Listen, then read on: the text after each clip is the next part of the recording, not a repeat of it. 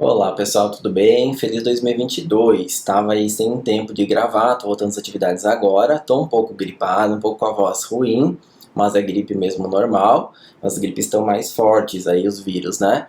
E esse ano eu resolvi mudar um pouco o canal. A gente fala muito sobre produtos, sobre os tratamentos em si, mas a gente não tá falando das doenças ou como elas surgem, como elas começam.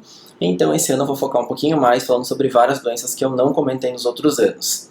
E a que eu escolhi é uma das mais comuns no consultório aí de qualquer dermatologista, que é acne. Então vamos falar um pouquinho como ela surge. Que produtos tem vários de tratamento de acne, mas como ela começa, alguém sabe?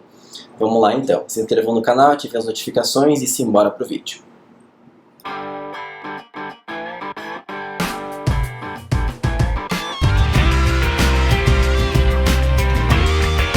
Então, pessoal, até quando a gente fala aqui no consultório, cravo, comedão, pústula, espinha, todas essas entidades fazem parte da mesma doença, que é a acne, só que ela tem vários graus, né? Então, saber que a acne é uma doença multifatorial, que eu vou falar depois dos fatores, né? Então, vários fatores vão causar ou predispor essa doença. Ela também tem um fator aí genético, é uma doença inflamatória e ela é crônica. E ela vai afetar a unidade pilosebácea. Até peguei aqui um esqueminha que eu ganhei. O que é a unidade pilosebácea? Aqui tá ela normal. A unidade pilosebácea, como o nome já fala, pilo de pelo, então tem um pelo rudimentar, mais a glândula sebácea com um ducto grande, que aqui está ela. Tá? Aqui são daí como acontece a acne, que a gente vai chegar lá. Mas, então é uma doença inflamatória crônica que vai afetar essa unidade pilosebácea, certo? Glândula sebácea com pelo rudimentar. Os estudos, pessoal, né, que isso aqui não é nada da minha cabeça, a gente vê os livros, vê os estudos científicos, os artigos, né, e estima-se que a acne ela comete 80% dos indivíduos, de todas as etnias, tá? Então não tem uma predileção por caucasiano, por exemplo, não. Pega todas as raças, não gosto desse termo, mas no livro, nos artigos é utilizado. Então 80% com um pico de prevalência no intervalo grande, eu achei, entre 11 e 24 anos, ou seja, varia muito. O que muda entre homens e mulheres é o início. O início nas meninas geralmente entre 11, 12 e 13 anos. E nos meninos um pouquinho mais tarde, 13, 14 anos. E quando é mais grave, qual é o pico de gravidade da acne? 17, 18 anos. Então lembrar, a acne é sim uma doença que ela pode se resolver espontaneamente com o final da adolescência ou em torno dos 20 anos. Mas lógico que merece tratamento, até porque tem um grande impacto na qualidade de vida das pessoas. Eu mesmo tive bastante acne na adolescência e não era nada agradável pela questão de formação de cicatrizes, de mancha e tudo mais. Então eu posso ter uma resolução espontânea ou não, ela pode invadir aí a fase adulta, tanto que tem aumentado a prevalência aí de acne, tanto em homens quanto em mulheres adultas. Então, sem enrolação, vamos para as causas, já que é uma doença multifatorial. Então, tudo começa na glândula sebácea. Lembrar que a gente tem glândula sebácea em todo o nosso corpo, exceto nas nossas palmas e nas nossas plantas. E o principal fator causal, ou o mais relatado já há muito tempo, é a hiperqueratinização folicular. Ou seja, um aumento da proliferação dos queratinócitos dos folículos, como o próprio nome já diz. E como isso acontece? Então tudo começa com a comedogênese. O que é comedão, pessoal? Vocês já ouviram falar com certeza, é bem comum. Comedos ou comedão são os cravos. O comedo fechado é o cravo branco e o comedo aberto é o cravo preto. Então acredita-se que esse processo inicial aí da comedogênese, né, que resulta nos microcomedões, seja a lesão inicial em todos os casos de acne. Há polêmicas, mas na literatura está escrito assim, então a gente não vai discutir. Então toda a pústula, aquelas acnes mais severas, todas começam através do microcomedão. E o que é o microcomedão? Então, entre aspas, vamos usar um termo que não existe, microcravo, para vocês entenderem. É uma lesão subclínica que eu não vou enxergar no meu paciente por mais que eu examine com uma lupa desse tamanho. Tá? Tudo começa no microcomedão, quando se fala da doença chamada acne. E também pelos nossos estudos aqui no Brasil e fora, os autores, né, o pessoal que só estuda a acne, relata que tem uma associação direta entre a gravidade das minhas espinhas, da minha acne, com o meu número de microcomedões. Também se sabe que os andrógenos, né, os hormônios masculinizantes, entre aspas, também vão influenciar nessa hiperqueratinização folicular.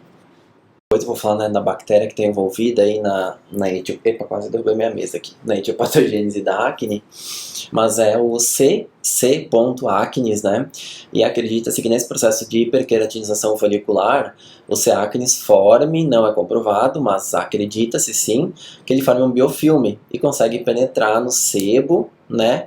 E aumentar ainda a hiperqueratinização folicular. Então, que o C. acnes também tem interferência na hiperqueratinização folicular, coisa que não sabia até muito tempo atrás. Então, a acne parece uma doença muito antiga, muito clássica, é muito de cotidiano, mas a gente está sabendo cada vez mais como ela se forma e os detalhes também cada vez mais a fundo. Outro fator envolvido na etiopatogenia, na causa da acne, é a hipersecreção sebácea. Essa daí também acho que vocês já suspeitavam ou sabiam. Então lembrar que a glândula sebácea ela vai sofrer um impulso, digamos assim, uma ativação pelos andrógenos, tanto produzidos nos ovários, nos testículos, na adrenal e até localmente também, só que cortou.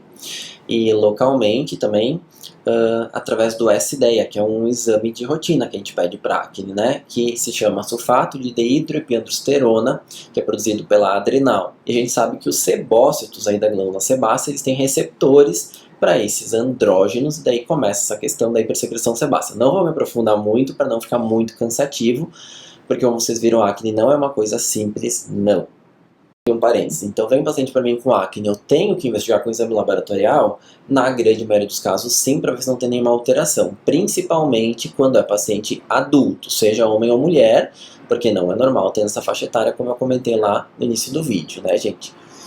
Outro fator unânime também entre todos os autores que estudam acne, na etiopatogenia da doença, é a colonização bacteriana do folículo.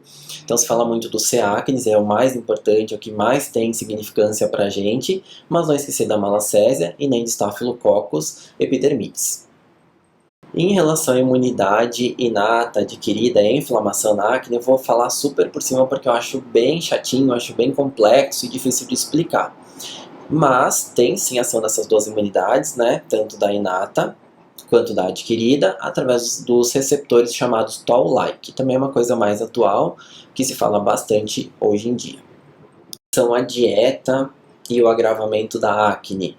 Tem estudo comprovando alguma coisa? Não tem?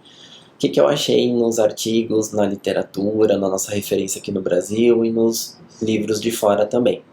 Que a privação calórica total, se eu ficar sem comer nada, né, mas não vai ser o que vai acontecer, se Deus quiser, eu não vou ter produção sebácea, então vai zerar, minha pele vai ficar seca. Em contrapartida, o leite, não é 100% unânime isso aí, mas na prática é o que eu vejo, e nos estudos que eu li os mais legais, também falam que o leite vai causar sim acne se eu tiver predisposição genética, se eu não tiver não vai ocasionar, mas via de regra pelos pacientes que eu vejo aqui do consultório, quem consome muito leite tem mais espinha, sim, e outro que não é tão polêmico, que é mais unânime também, são alimentos com alto índice glicêmico, ou seja, coisas muito doces. Também vão aumentar a chance de acne ou de oleosidade na pele. Então, alguns mitos. Primeiro mito em relação ao suor, hiperidrose e aumento de ter acne. Verdade ou mentira? É mito. Né? Glândula sebácea é uma coisa, glândula sudorípara, que é do suor, é outra. Então não tem nada a ver. Apesar de parecer, né? Se eu transpirar mais no rosto, eu vou ter mais espinha, não tem nenhuma ligação.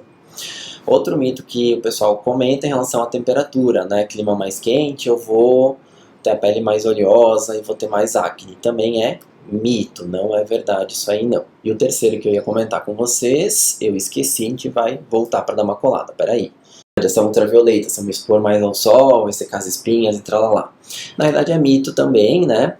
Na realidade o que tem de comprovação é que se eu me expor muito ao sol, principalmente pessoas de pele clara, aumenta o número de microcomedões e comedões, que vocês sabem que são, aliás, os cravinhos. Como é a clínica da acne, então? É um quadro bem polimorfo, né? Já veio de tudo, né, aqui no consultório. Então posso ter aquele paciente que só tem os cravos, aliás, só os microcomedões, então os microcravinhos que eu não vou enxergar. Então já faz parte da doença acne, é aliás onde tudo começa. Pode vir aquele paciente que tem só os comedões fechados, né, que são aqueles cravinhos brancos. Vem às vezes o paciente só com os comedões abertos, são os cravinhos pretos. Tem paciente que tem um pouco dos dois, né? Só cravos, mas é cravinho preto e é cravinho branco, né? Seria uma acne grau 1, grau 2. Daí vai piorando, né? Grau 3 já começa a ter as pústulas, aqueles pontos amarelados, com cravinho, daí começa a se misturar.